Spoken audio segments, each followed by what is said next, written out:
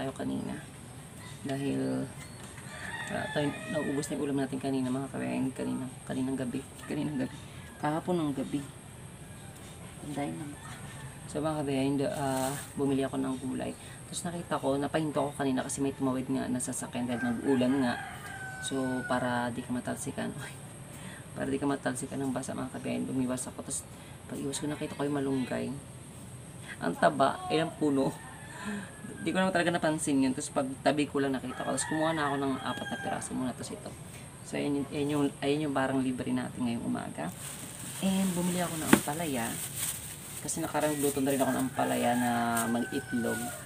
So marunong na ako magluto ng malasa, ganon. So bumili ako guys, this one.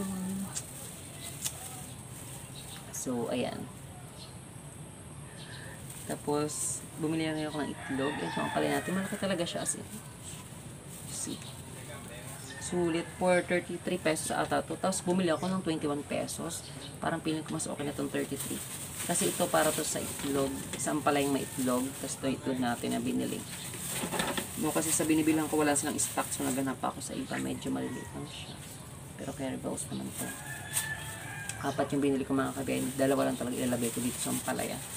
So itong ampalaya na to siguro mga dalawang ulam na to. Ganun. Ako napapansin naging lurski na tayo.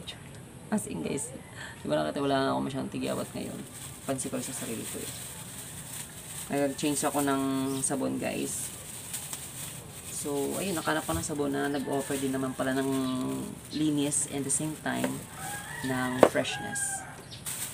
So, next na nabili ko mga ka-behind. So, yung ulam ko na to pang 2 araw na yata to. So, wala akong mabili na combination for 30 pesos. Ganun. So, ito yung binili ko. Bumili ako ng 16 pesos na kalabasa. Then, bumili ako ng 2 munggo na tig 10 piso. This one. And this is 10 pesos, 20 pesos. And next naman, bumili tayo ng talong. Natagal ako mamili ng maganda-gandang pasi ng talong, guys. Kasi iba din parang stock na ganun, di na fresh. So, nakana tayo ng malaki-laking talong. And ang fresh na talong, malaga kasi medyo sariwa yung binibili natin. Lahat naman sariwa hanggat maaari. And compare mo naman yung 21 pesos sa 33 pesos. You see the difference, di ba?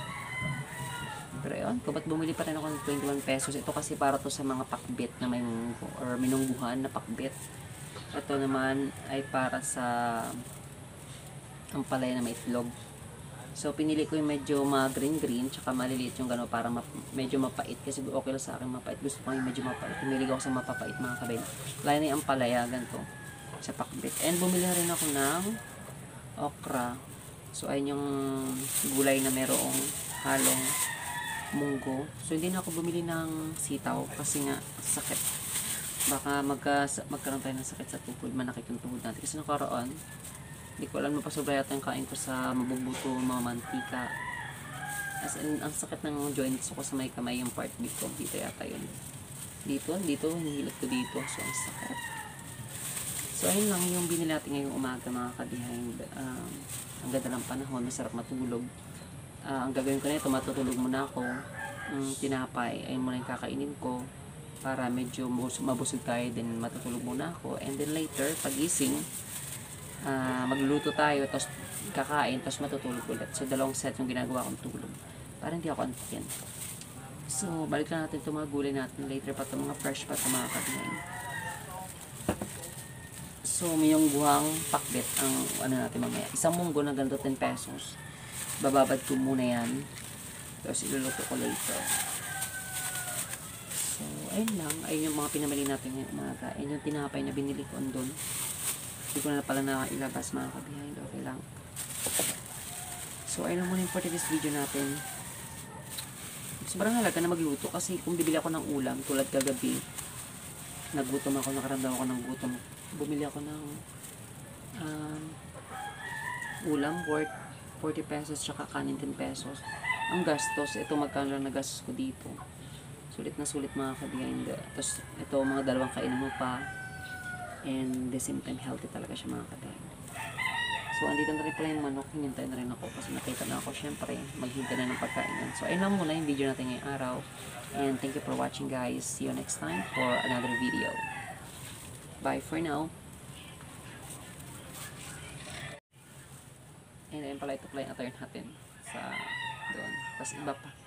Nag-share tayo ngayon kasi may dress down kami. So, ito yung pagkakataon na I consider opportunity para makapag-try ng mga pa-short, pa-sapatos, gano'n. Mga pa-short na parang pang basketball player. Just like this one.